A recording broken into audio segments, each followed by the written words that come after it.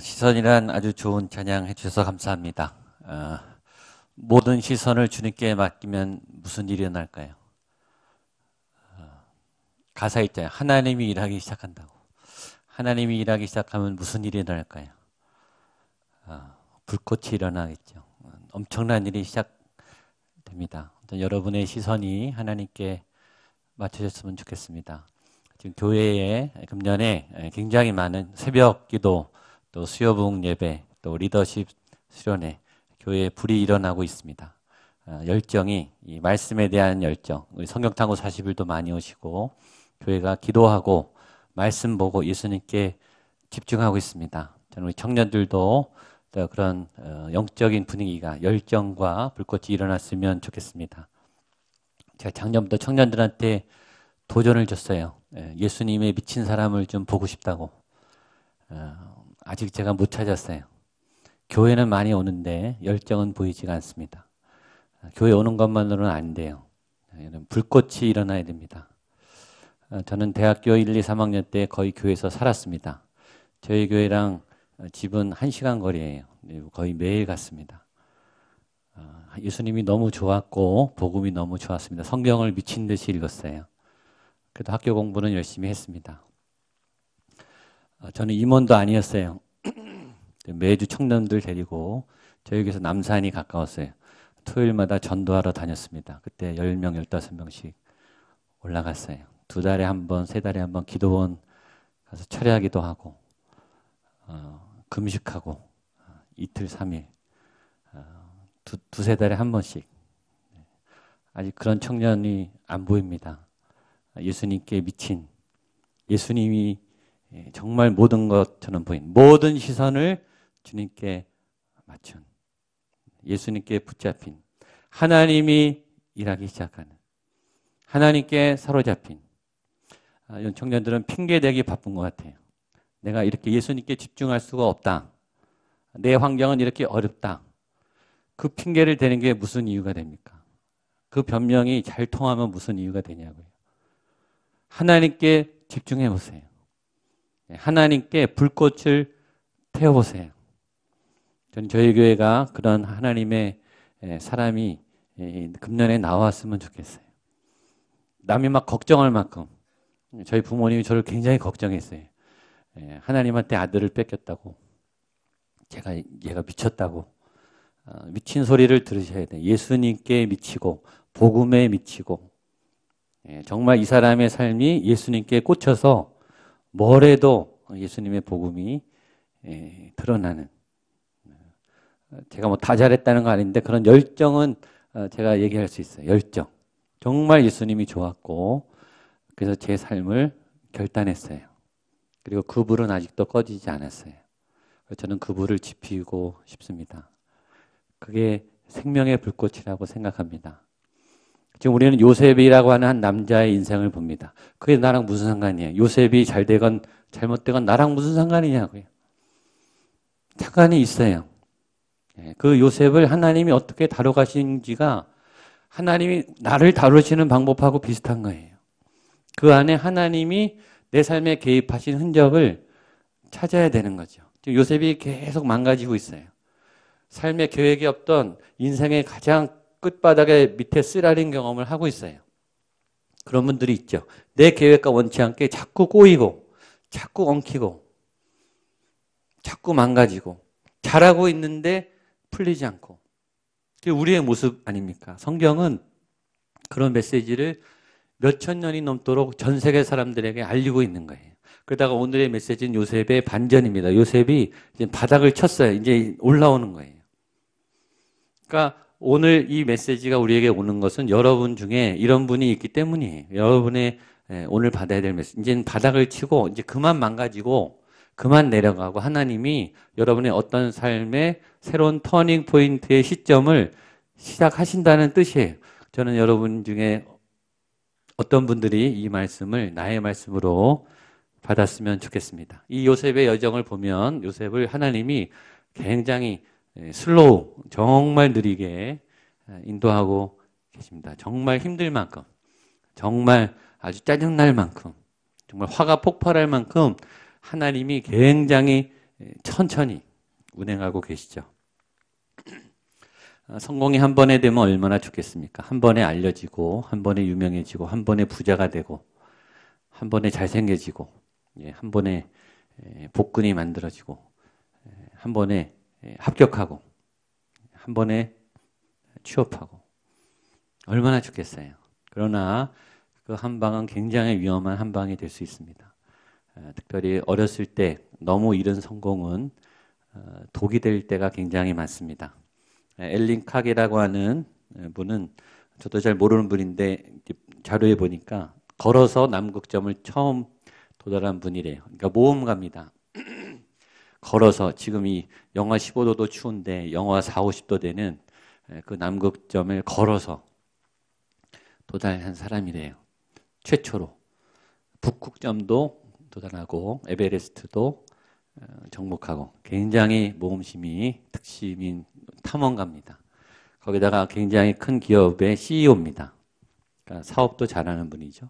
거기다가 예술적 감각이 뛰어나서 이 그림에 굉장히 조예가 깊은 또 아티스트예요.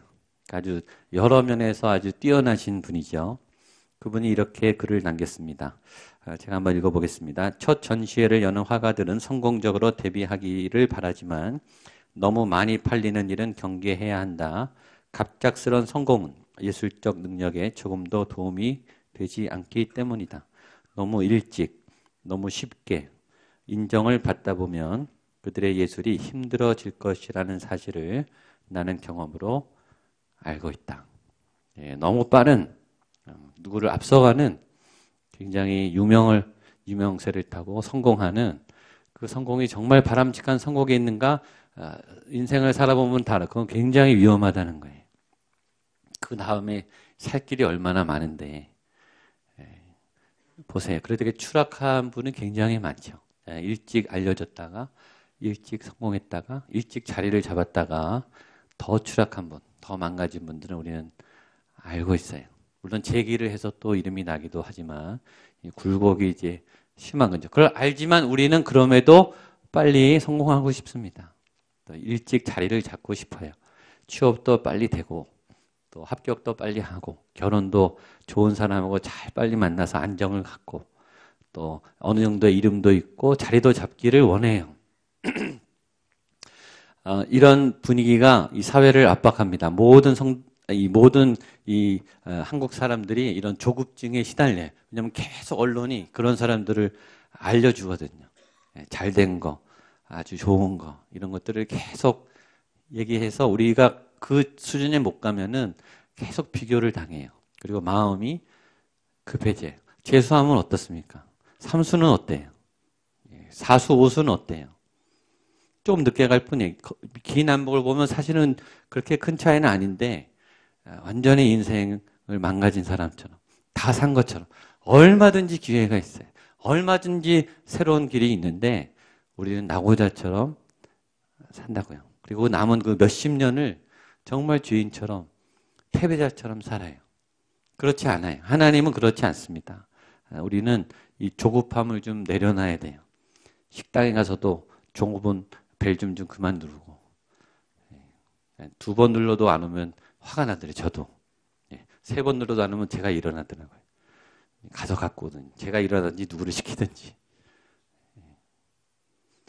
그건 아닌데 자꾸 우리에게는 안타까움이 있습니다. 하나님을 보면 요셉을 다루는데요. 느긋하세요.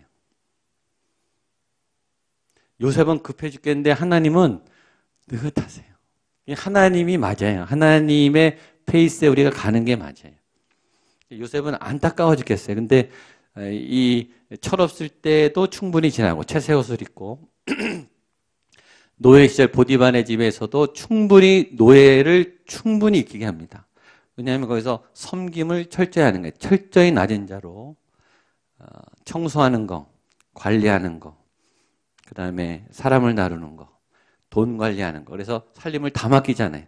그 큰 보디발의 집의 모든 가업을 다 맡깁니다. 그거는 배우는 거죠. 경영 수업을 한 거예요. 그 다음에 하나님은 더 큰 수업을 하죠. 이제 감옥으로 던지는 거죠. 그것도 억울하게 죄를 안 졌는데 누명을 쓰고 그래서 억울함을 경험해요. 말도 안 되는 정의가 아닌데 불의함을 당하는, 그리고 모함을 받는, 그리고 몸과 영혼이 박살나서 뒷이겨지는 비참한 경험, 내가 수용할 수 없는, 내가 감당할 수 없는 충격과 두려움과 인생의 시련과 좌절을 견디는 그 수업을 지금 하고 계신 거예요. 하나님이. 부모는 이렇게 못하죠. 부모라면 못되니까 하나님이 부모한테 그냥 아예 뺏어서 남치해서 부모 모르게 아예 이렇게 던지시지 않습니까? 지난주에 우리 큐티 본문이 마태복음 7장 산상수훈이었습니다. 거기 우리가 너무나 잘 아는 반석과 모래 위에 세운 집이 나옵니다. 같이 한번 읽어보겠습니다. 마태복음 7장 시작. 그러므로 누구든지 나의 이 말을 듣고 행하는 자는 그 집을 반석 위에 지은 지혜로운 사람 같으리니 비가 내리고 창수가 나고 이는 추수를 반석 위에 놓은 까닭이요 나의 이 말을 듣고 그 집을 모래 위에 지은 어리석은 사람 같으리니 비가 내리고 창수가 나고 바람이 불어 그 집에 부딪힘에 무너져 그 무너짐이 심하니라. 이거는요 세계 모든 사람이 다 아는 교훈이에요. 예수님 그만큼 유명하죠. 안 믿는 사람도 다 알아요, 이 비유는. 그리고 이건 모든 원리, 공부든 학업이든 전문성이든 음악이든 집을 짓는 일이든 관계든 다 적용됩니다. 그래서 아주 탁월한 진리예요. 모르는 사람이 없어요. 반석 위에 집을 짓느냐 모래 위에 집을 짓느냐, 이 비유에는 이 두 부류의 공통점과 차이점이 있습니다. 첫 번째 공통점은 다 집을 져야 된다는 거예요. 왜냐? 집 없이는 못 살아요. 우리는 태어나는 순간 인생의 집을 지으면서 생존하기 위해서 살아가야 돼요. 하여튼 어떤 집이든 짓는 거예요. 안 짓는 사람은 없어요. 안 지으면 죽어요. 죽을 사람은 안 져도 돼요. 근데 살아남으려면 인생의 집을 져야 되는데 그 집은 두 종류예요. 하나는 반석 위에 기초를 두고 하나는 모래 위에 기초를 두는, 기초가 다르기 때문에 거긴 차이가 나요. 기초가 다르기 때문에 일단 재료가 달라요. 그 다음에 기초가 다르기 때문에 공정이 달라요. 시간이 달라요. 시간과 재료가 다르기 때문에 돈이 달라요. 코스트가 달라요. 비용이. 그건 선택하는 거예요. 옵션이. 누구든지 선택할 수 있어요. 반석 위에 지은 집은 돈이 많이 들고 시간이 오래 걸리고 노력이 많이 들어요. 그래서 힘들어요. 기다려야 돼요. 그리고 굉장히 고통스러운 과정을 겪어야 되고 과감한 투자를 계속해야 돼요. 중간에 부도날 수도 있죠. 그러나 지어놓으면 튼튼합니다. 모래 위에 지은 집의 장점은 빨리 지을 수 있다는 거예요. 그리고 비용이 적게 들어요. 그 다음에 빠른 성취감으로 다른 걸 할 수 있어요. 시간적 여유가 생겨요. 이것도 이득이 있어요. 다 장단점이 있는 거예요. 그래서 선택은 우리가 하는 거예요. 근데 또 하나 이 모래 위의 집과 반석 위의 집의 공통점은 뭐냐면 똑같이 오늘 성경에 있죠. 비가 오고 창수가 난다는 거예요. 어떤 집이든 비가 옵니다. 어떤 집이든 폭풍을 맞아야 돼요. 어떤 인생이든 험난한 폭풍을 맞게 돼 있어요. 누구든 예외 없어요.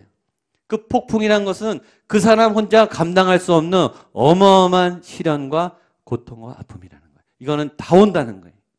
다 오는데 그때 결정난다는 거예요. 좋을 때는요, 반석 위의 집이든 모래 위의 집이든 상관없어요. 차이가 안 나는데 거대한 시련이 올 때 무너지느냐 안 무너지느냐 차이라는 거예요. 그리고 예수님 우리에게 얘기했어요. 너희는 기왕이면 반석 위에 쳐라. 그게 맞다. 천천히 가고 돈이 많이 들고 시간이 걸리지만 이 길을 선택해라. 그러니까 오늘 첫 번째 메시지는 여러분 조급해하지 말고 우리가 어떨 때 힘드냐면 다 앞서가는 것처럼 보일 때 힘들어요. 나만 못하는 것 같고 나만 아닌 것 같고 나만 뒤처진 것 같을 때 요셉이야 지금 제일 꼬레비입니다. 같은 청소년들 중에서 학교도 안 가고 친구도 없어요. 그 꿈을 품고 공부를 하고 실력을 겸비될 그 나이에 노예 생활을 하고 있어요. 노예도 못해서 이제 감옥에 갇혀 있어요. 제일 꼬랍이죠. 제일 늦었어요, 지금. 형편도 비참하고 시간적으로 계속 딜레이가 되는 거예요. 못 따라가요. 못 따라갈 만큼 지금 늦었어요. 늦었나요? 안 늦었죠. 그분들은 그분들의 스케줄이고 요셉은 요셉의 스케줄이고 여러분은 여러분의 하나님 스케줄이 있는 거예요. 그러니까 중요한 거는 여러분의 하나님 스케줄을 여러분이 따라가셔야 돼요. 여러분의 스케줄을 여러분이 따라가지 말고 내 스케줄을 가지 말고 여러분에 있는 하나님의 스케줄을 가게 되기를 축복합니다. 가다 보면 오늘처럼 기회가 와요. 오늘 그 후에 하나님의 때에 이제 바닥을 이제 치고 올라가는, 회복하는, 극복하는 새로운 문이 열리는 그런 기회가 옵니다. 1절입니다. 시작. 그 후에 애굽 왕의 술 맡은 자와 그들의 주인 애굽 왕에게 범죄한 자. 1절을 잘 보세요. 여기 요셉 얘기는 없죠? 여기 요셉 얘기가 뭐가 있어요? 그 후에 애굽 왕의 술 맡은 자와 떡 굽는 자. 드라마로 보면 화면이 바뀐 거야, 있죠? 감옥에 있다가 화면이 애굽 왕, 장면이 바뀌었어요. 이쪽에서 엉뚱한 일이 벌어지는데 술 맡은 관원장과 떡 굽는 그 관원장이 사고를 쳤어요. 애굽 왕에게. 그래서 혼나서 이제 감옥에 내려오는 거예요. 새로운 일이죠. 여러분 지금 여기서 고난을 받고 밖에서 엉뚱한 일이 벌어지는데 그게 여러분하고 이제 만나는 거죠. 이 퍼즐이에요. 이 조합. 그 후에 하나님의 때에 한 코스웍이 끝나서 다음 스텝으로 가는 그 터닝 포인트 상황에 우연히 전혀 예기치 않았던 엉뚱한 사람에게 엉뚱한 일이 일어나서 그 불똥이 여러분에게 오는 거예요. 그걸 요셉이 주도하는가? 하나님이 주도하는 거예요. 그러니까 그 기회가 반드시 온다라는 거예요. 누구에게나 요셉에게 왔듯이. 그런데 그 기회가 뭘로 오느냐? 이게 더 굉장히 중요해요. 꿈으로 왔다는 거예요. 요셉에게 익숙한, 요셉의 인생의 키워드가 꿈이죠. 2절로 5절입니다. 시작. 바로가 그 두 관원장, 그 술 맡은 관원장과 노하여 그들을 친위대장의 집안에 있는 옥에 가두니 곧 요셉이 갇힌 곳이라. 치위대장이 요셉에게 그들을 수종들게 하매 요셉이 그들을 섬겼더라. 그들이 갇힌 지 여러 날이라. 옥에 갇힌 애굽 왕의 술 맡은 자와 두 사람이 하룻밤에 꿈을 꾸니, 그 전혀 엉뚱한 연결될 수 없는 그 사람과 요셉이 만나는 그 매개는 꿈이었어요. 요셉의 잃어버린 꿈을 하나님이 다시 일으켰죠. 요셉은 꿈을 꾸는 사람이에요. 요셉의 키워드는 꿈이에요. 그리고 이 꿈이 연결돼서 나중에 바로 왕의 꿈을 해석해요. 그리고 급상승을 하죠. 그러니까 꿈, 요셉의 키워드는 꿈이에요. 근데 성경에 보면 사람마다, 하나님의 사람마다 이 키워드가 똑같지가 않아요. 다윗은요, 예배예요, 예배. 그런 시인이었고, 왕이 되면서 예배, 성막을 복원시켜요. 다윗의 성막을 만들고, 죽는 날까지 예배합니다. 다윗은 예배로 풀어나가요, 하나님이. 사도 바울은 신학으로 풀어나가요, 신학. 복음을 체계적으로 정리해요. 사도 베드로는요, 열정이, 불같은 열정으로 막 몸을 던지는 사람이, 그런 열정이. 아모스는 공의예요. 이게 주제가 있어요, 사람마다. 이 종교개혁을 했던 루터는 믿음이에요, 믿음. 오직 의인은 믿음으로 말미암아 살리라. 믿음을 붙잡고 그 노력을 한 거죠. 핀이라고 하는 19세기 부흥사는 회개를 외쳤어요, 회개. 대각성운동을 일으켰습니다. 불을 지폈죠. 자, 이건 무슨 메시지냐면 여러분에게도 키워드가 있다는 거예요. 하나님이 인도하는, 여러분이 좋아하는 게 아니라 하나님이 여러분들을 이끌어 오신, 여러분을 터치하신, 돌아보세요, 과거에. 특별히 여러분의 중요한 시기에 어떤 큰 좋은 도움의 계기 순간에 하나님이 터치하셨던 어떤 중요한 키워드, 그걸 여러분이 꼭 찾으셔야 돼요. 그게 오늘 두 번째 메시지입니다. 저는 여러분이 그 메시지를 꼭 찾게 되기를 축복합니다. 저는 찾았어요. 중요할 때마다 저에게 오는 키워드가 있어요. 저는 알아요. 그리고 그 키워드가 앞으로 저도 새롭게 바꿀 거예요. 꼭 위기 때마다 하나님이 그 주제로 저를 건드리세요. 여러분을 건드리는 영적 키워드가 있어요. 저는 꼭 찾게 되기를 바랍니다. 그 키워드가 왔을 때 요셉의 대답이 아주 멋집니다. 6절, 7절, 8절입니다. 시작. 아침에 요셉이 들어가 보니 그들에게 근심의 빛이 있는지라 요셉이 그 주인의 집에 자기와 함께 갇힌 어찌하여 오늘 당신의 얼굴에는 근심의 빛이 있나이까? 그들이 그에게 이르되 우리가 꿈을 꾸었으나 이를 해석할 자가 없도다. 요셉이 그들에게 이르되 해석은 하나님께 있지 아니하니까 청하건대 내게 이르소서. 이게 굉장히 중요한 대목이에요. 이제 엉뚱한 전혀 모르는 그 관리하고 요셉이 만나는데 접촉점이 꿈인데 그 꿈 얘기를 듣자마자 요셉이 뭐라 그러냐면 해석은 하나님께 있습니다. 내게 말씀하세요. 이렇게 말해요. 이게 굉장히 중요한 거예요. 그 꿈 얘기를 듣자마자 요셉이 바로 이건 하나님의 역사다 라는 영적 센스를 발휘합니다. 이렇게 느끼려면요, 이렇게 스쳐 지나가는 대화에서 그걸 잡으려면 이 사람은 이미 준비되어 있다는 거예요. 전문가라는 얘기예요. 꿈에 대한 전문가. 성경에는 이 사람이 꿈에 대한 어떤 훈련을 했는지 나와 있진 않지만 노예와 하여튼 감옥 시절에서 뭔가를 부단히 연습한 거예요. 그래서 전문가가 된 거예요. 왜냐하면 즉석에서 말해요. 그렇죠? 그 얘기를 하자마자 바로 말해요. 그리고 단언합니다. 해석은 하나님께 있지 않습니까? 특별히 말해요. 내게 이르소서. 뭐냐면 이건 하나님의 역사인데 나한테 얘기하세요. 내가 해결해 드리겠습니다. 하나님의 문제인데 내가 풀 수 있습니다. 그렇게 말하는 것은 쉽지 않아요. 우연한 기회가 왔는데 바로 말해요. 그것도 자신 있게 말해요. 이거는 준비된 사람이 할 수 있는 말이에요. 특별히 왜 그러냐면 이 술 맡은 관원자가 떡 맡은 관원장은 보통 사람이 아니에요. 관원이에요. 특별히 술 맡은 관원장과 떡 맡은 관원장은 최고 관리입니다. 지금으로 말하면 대통령 비서실장 그 윗선이에요. 왜냐 당시에는 모함이 많았기 때문에 왕은 아무에게나 왕에 먹는 걸 맡기지 않아요. 제일 신임이 가는 가족보다 더 신뢰하는 사람에게만 떡과 술을 맡겨요. 그러니까 왕하고 굉장히 가까운 최측근인 거예요. 그러니까 굉장히 높은 거예요. 요셉은요, 노예. 여러분 지금 국회의원이 와서 여러분한테 말할 때 이렇게 자신 있게 말할 수 있습니까? 이런 분야가 있어요? 그 사람 앞에 가서 내가 이 부분은 해결할 수 있습니다. 나한테 맡기세요. 이렇게 말할 수 있는 분야가 있냐고요. 요셉은 그걸 해낸 거예요. 어려운 상관 앞에서 미리 예고도 없었는데 말을 하자마자 즉시 내가 해결할 수 있습니다. 나한테 맡기세요. 그러니까 요셉은 준비되어 있었다는 거예요. 여러분 누가 기회를 잡느냐? 준비된 사람이 잡는 거예요. 실력이 있어야 잡죠. 영적으로 깨어 있어야 하나님의 기회를 잡는 거예요. 요셉은 준비하고 있었어요. 또 하나 요셉은 이 사건이 영적인 사건이라는 걸 알았어요. 자신이 탈출할 수 있다는 걸 알았어요. 어떻게 아냐면 우리가 안 읽었지만 요셉이 술 맡은 관원장, 살아날 관원장에 부탁합니다. 술 맡은 관원장, 당신이 살아나가면 반드시 나를 기억해 주세요.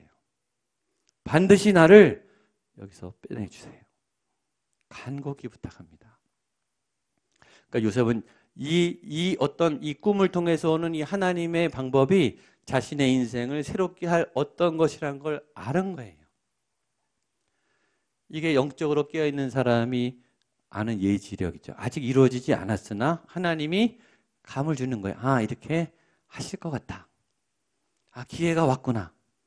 내 인생에 새로운 반전이 일어나는구나. 좋은 일이 생기겠구나. 이 영적 감각. 그런데 그 다음 메시지가 사실 제일 중요해요. 그런데 그 기회가 빨리 오지 않았다는 거예요. 오늘 말씀의 끝입니다. 21절로 23절입니다. 시작. 비로소 술 맡은 관원장은 전직을 회복하며 그가 잔을 바로의 손에 받들어 드렸고 매달리니 요셉이 그들에게 해석함과 같이 되었으나 술 맡은 관원장이 요셉을 기억하지 못하고 그를 잊었더라. 요셉의 해석은 정확히 맞았어요. 술 맡은 관원장은 살아서 복직됐고 떡 맡은 관원장은 죽었어요. 요셉의 말대로 됐어요. 됐는데 문제는 뭐냐면 그러면 요셉이 이제 빠져나가야 되는데 이 술 맡은 관원장이 요셉을 기억하지 못하고 그를 잊었더라. 이런 일이 생긴 거예요. 이때의 요셉의 절망. 적어도 2년 이상. 그러니까 완전히 잊어버린 거예요. 2년 잊어버렸다는 건요. 그건 잊어버린 거예요. 이런 배은망덕한 관리가 어디 있습니까? 그렇게 도와줬는데 근데 잊어버렸어요. 은혜를 잘 잊어버려요. 왜 이런 상황이 벌어졌을까요? 술 맡은 관원장이 나쁜 사람이죠. 그러나 하나님이 있게 한 거예요. 왜냐? 아직 바로가 꿈을 안 꿨거든요. 바로가 꿈을 꿔야 돼. 이게 하나님의 때가 안 오고, 하나님이 지금 바로 스케줄도 해야 되고, 그렇죠? 하나님이 이 굉장히 조율이 많잖아요. 아직 풍년이 와야 되는 거예요. 그 또 하나의 중요한 이유는 요셉이 아직 덜 익었어요. 제가 볼 때는 2년 더 수업해야 되는 거예요. 아직 졸업할 만한 실력은 안 되는 거예요. 무슨 실력? 총리가 될 만한 실력은 안 된 거예요. 더 단금질을 해야 되는 거죠. 나는 됐다고 생각하는데 하나님은 너 더 들어가 이거죠. 더 견뎌야 돼. 참아. 사람들이요 대부분 이때 무너집니다. 끝까지 참다가 될 것 같던 순간에 무너질 때 그때 포기해요. 이게 제일 힘든 거예요. 이게 마지막 고난이에요. 마지막 힘든. 그러니까 그것도 하나님이 요셉을 통해서 견디게 하시는 거죠. 그릇을 빚어갔어요. 왜 하나님이 요셉을 그 비천한 노예 거기다가 전과자로 만드셨겠어요? 가장 밑바닥 인생을 이해시키는 거예요. 가장 억울한 사람들, 가장 법에서 혜택을 못 받는 그런 소외 계층들을 철저히 보게 하시고, 그런 의지가 꺾이는 사람, 꿈이 꺾인 사람들.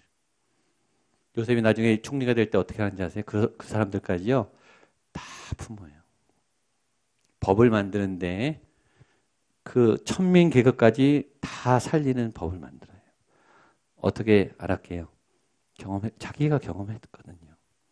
그 고통받는 사람, 공감의 능력이 뛰어난 거예요. 굉장히.